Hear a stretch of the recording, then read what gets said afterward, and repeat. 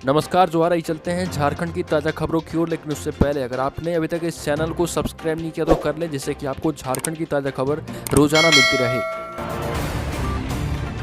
पहली और बड़ी खबर, झारखंड में प्लेसमेंट लिंक्स ट्रेनिंग से जुड़ेंगे 1200 विद्यार्थी।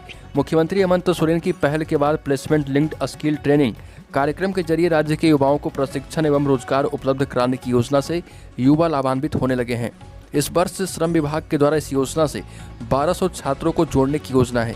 विभाग के द्वारा बताया गया है कि इंटरमीडिएट के बाद उत्पन्न होने वाली ऊहापोह की स्थिति को कम करने में सरकार का यह कौशल प्रशिक्षण कार्यक्रम कारगर साबित हो रहा। अगली बड़ी खबर, अवैध खनन पर एक्शन में सीएम हेमंत सोरेन। झारखंड में मुख्यमंत्री हेमंत सोरेन के निर्देश के बाद अवैध खनन पर सख्ती शुरू हो चुकी है। अधिकारी एक्शन मोड में आ चुके हैं। हजारीबाग में अवैध खनन के आरोप में 2 खदानों को सील कर दिया गया है। वहीं साहिबगंज में 2 खदानों के संचालकों को नोटिस जारी किया गया है। साहिबगंज के ही हाजीपुर पूरब में एक स्टोन क्रशर प्लांट ध्वस्त कर दिए गए। मुख्यमंत्री ने अवैध खनन के खिलाफ अभियान का निर्देश कुछ दिन पहले दिया था। अगली खबर, पड़ोसी राज्य बिहार से मासूम का इलाज कराने झारखंड पहुंचा एक व्यक्ति। देवघर में खून के दलालों की साजिश में फंस गया। दलाल तो फरार हो गए, लेकिन यह शख्स दोनों ओर से लुट गया। दलालों ने रुपए लेकर नकली खून थमा दिए थे और इससे 17 माह की बच्ची की जान चली गई।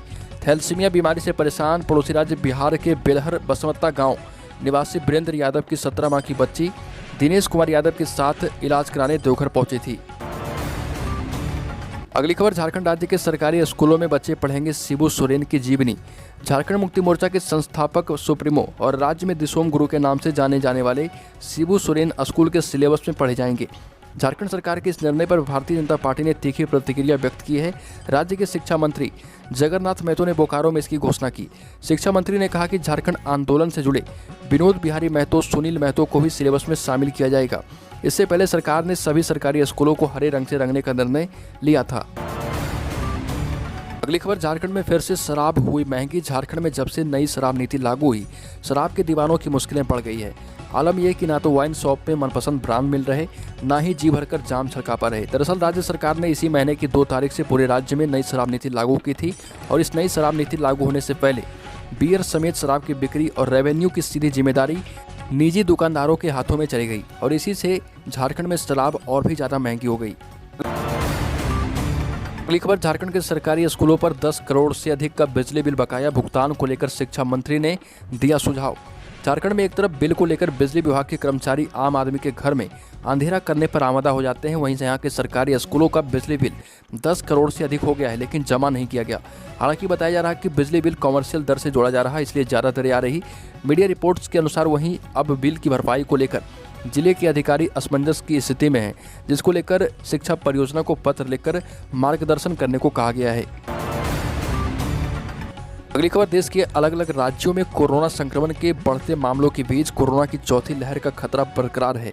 इस बीच जीनोम रिसर्च करने वाली संस्था INSAG ने ओमिक्रॉन के नए वेरिएंट BA.4 की पुष्टि कर दी है और इससे स्वास्थ्य विशेषज्ञों की चिंता बढ़ गई है। भारत में ओमिक्रॉन और डेल्टा के मेल से बने नए वेरिएंट पकड़ में आने से इसके फिर से व्यापक फैलाव की संभावना बनी है। रिपोर्ट्स के मुताबिक कोरोना वायरस के ओमिक्रॉन आधारित BA.4 और BA.5 वेरिएंट की पुष्टि की गई है। इसके खास लक्षणों में सिर दर्द, नाक बहना, गले में खराश और उल्टी के साथ साथ पेट दर्द भी शामिल है। खबर, झारखंड कांग्रेस फिर से करेगी चिंतन मंथन। 27 को बटेंगे राज्यसभा के टिकट। राज्यसभा चुनाव को लेकर कांग्रेस की तैयारियां चरम पर है। माना जा रहा है कि सत्ताधारी गठबंधन की ओर से कांग्रेस का उम्मीदवार ही मैदान में उतरेगा। झारखंड मुक्ति मोर्चा का साथ मिलने को लेकर अब पार्टी में कहीं संशय नहीं दिख रहा। इस बीच उम्मीदवार के नाम को लेकर भी कवायद तेज हो गई है। कोशिश तो दर्जनों लोग कर रहे हैं, लेकिन अंतिम तौर पर जो 3-4 नाम उभर कर सामने आए हैं, उसमें से कांग्रेस अध्यक्ष राजेश ठाकुर, पूर्व केंद्रीय मंत्री सुबोधकांत सहाय, पूर्व प्रदेश अध्यक्ष डॉक्टर अजय कुमार के नाम प्रमुख हैं। अगली खबर, हेमंत सोरेन के मंत्री मिथिलेश ठाकुर को अयोग्य ठहरा सकता है चुनाव आयोग। भारत निर्वाचन आयोग लोक प्रतिनिधित्व अधिनियम 1951 के उल्लंघन मामले में पेयजल एवं स्वच्छता मंत्री मिथिलेश ठाकुर को नोटिस भेज सकता है। बताया जाता है कि आयोग गढ़वा के उपायुक्त के द्वारा भेजी गई रिपोर्ट से असंतुष्ट है और अब अगली कड़ी में आयोग मंत्री को बर्खास्त कर सकता है।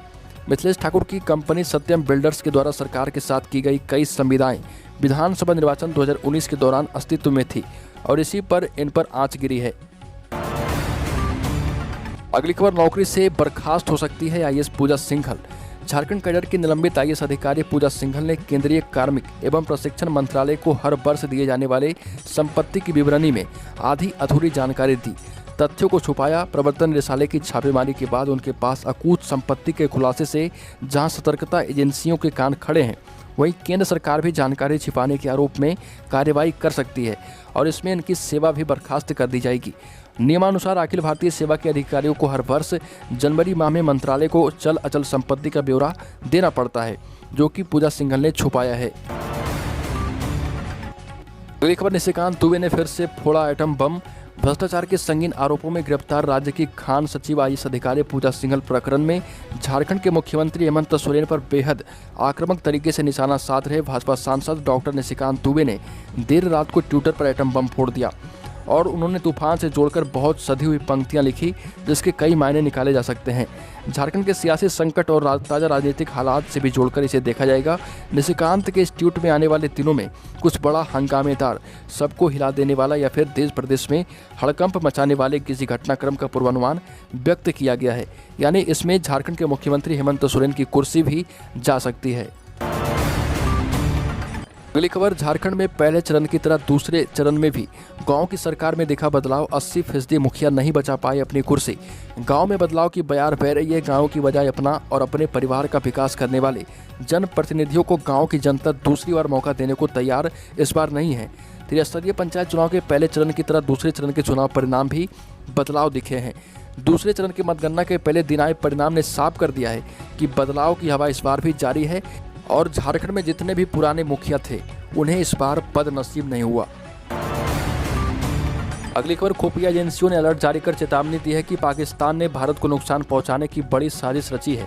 पाकिस्तान की inter services intelligence agency ISI sleeper cells के साथ रेलवे ट्रैक उड़ाने की प्लानिंग कर चुकी है ताकि पंजाब और उसके आसपास के इलाकों में साजिश को अंजाम दिया जा सके। आईएसआई का फोकस उन ट्रैक्स पर है जिन पर लगातार मालगाड़ियां गुजरती है। खुफिया एजेंसियों ने अलर्ट में यह भी कहा है कि आईएसआई भारत में अपने गुर्गों को रेलवे ट्रैक को निशाना बनाने के लिए बड़े पैमाने पर फंडिंग कर रही है। भारत में मौजूद पाकिस्तान के स्लीपर सेल को आतंकी गतिविधियों को अंजाम देने के लिए मोटी रकम भी दी जा रही है। अगली खबर, असम के मुख्यमंत्री हेमंत बिस्व शर्मा ने कहा कि मदरसों का अस्तित्व खत्म हो जाना चाहिए। ये बात दिल्ली में समारोह को संबोधित करने के दौरान कही और ये भी कहा कि जब तक मदरसे रहेंगे तब तक बच्चे इंजीनियर और डॉक्टर बनने तक नहीं सोच पाएंगे। इसके साथ ही उन्होंने यह भी कहा कि अगर आप बच्चों को धर्म से जुड़ी शिक्षा देना चाहते हैं तो घर पर दें, उसके लिए मदरसे का होना जरूरी नहीं है।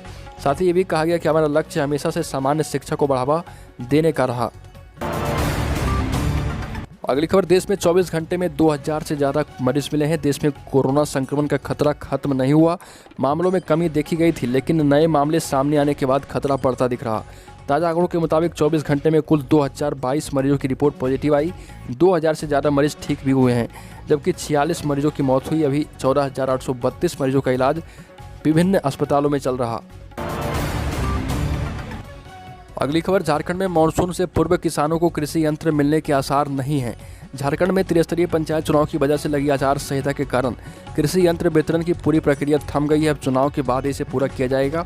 इस कार्य में यदि विलंब हुआ तो खरीफ से पूर्व किसानों को इस बार भी कृषि यंत्र नहीं मिल पाएंगे।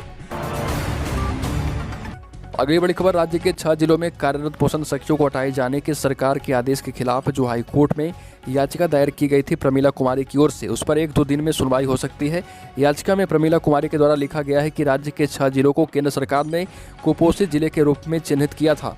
इसके लिए पोषण सखी की नियुक्ति हुई थी, लेकिन बिना वैध कारण और बिना पूर्व नोटिस दिए राज्य के पोषण सखियों को हटा दिया गया है और इसी पर हाईकोर्ट 1 से 2 दिनों में सुनवाई कर सकता है।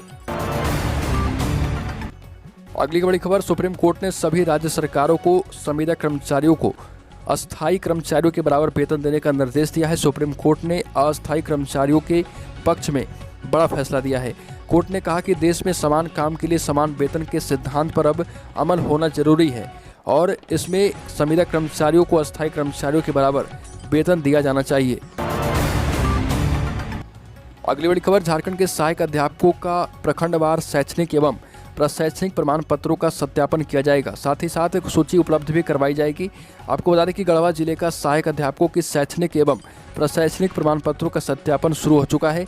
सत्यापन 48 घंटे के अंदर कराने का आदेश भी क्षेत्र शिक्षा पदाधिकारी ने सहायक अध्यापकों को दिया है। अगली बड़ी खबर, झारखंड हाईकोर्ट में chief justice doctor Ravi Ranjan और जस्टिस एस एन प्रसाद की खंडपीठ के समक्ष सीएम हेमंत सोरेन से जुड़े लीज आवंटन मामले में सुनवाई हुई और सीएम हेमंत सोरेन को लीज आवंटन मामले में रांची के उपायुक्त छवि रंजन ने हाईकोर्ट में शपथ पत्र दाखिल किया है।